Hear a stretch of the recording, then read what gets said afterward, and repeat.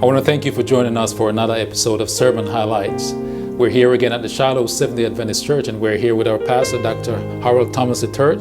I want to thank you for coming back here, sir, and giving us the highlights, giving us the main points of the message today. Why don't you just do that for us? Great, El. Thank you so much. Today we focused on, the title of the message today was Baby Mama Drama. And my scripture reading today was Revelation 14:12, where it says, "Here is the patience of the saints, those that keep the commandments of God in the faith of Jesus Christ." And you try to wonder, why would I base Revelation 14:12 on baby mama drama? Well, what I want to highlight was, number one, patience is a characteristic of those who will be redeemed by God. Patience is one of the fruits of the Spirit. The first definition of love is patience. Love is patience. So patience is a characteristic of the children of God. Now, we talk about patience with dealing with individuals, but also patience in terms of waiting for God to do what He's promised to do for you, to meet your needs, your obligations, to take care of you, to deliver you, heal you, and guide you. And so I took the basis of going to an Old Testament story of Abraham, Sarah, and Hagar.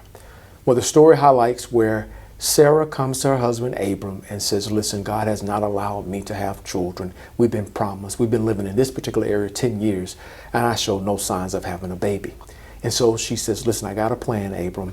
Let's go ahead and take my maidservant, my slave girl, and you marry her, and let her bear a child, and we can raise a lineage from there."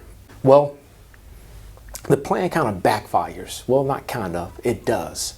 Number one, Hagar becomes pregnant with the firstborn of his children. So she becomes proud, arrogant, and irritates Sarah. Sarah is frustrated because now we have baby mama drama. Here is Sarah being impatient and waiting for God to work things out. She took matters into her own hand and brought drama. Drama in a baby coming into their family, a new wife in the family, though she's a slave girl, and it causes confusion between her and her husband.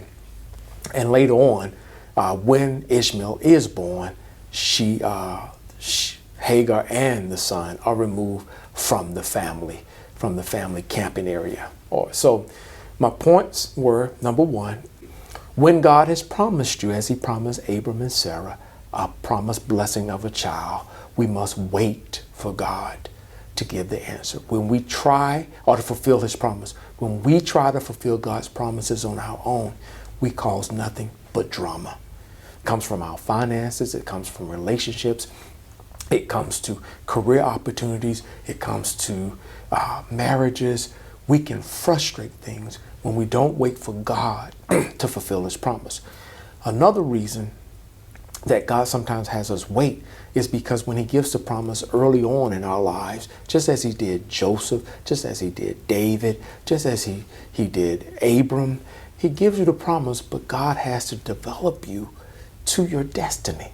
And so He has to send you through the test of delay so that you can develop constant trust in Him, unwavering faith, and unquestioning submission to His will. Moses waited 40 years before he led the people out, but he was born to be that deliverer. David waited 15 years between being anointed and then appointed as king. Sarah and Abraham waited 25 years before they got the child of promise, and that was only one child.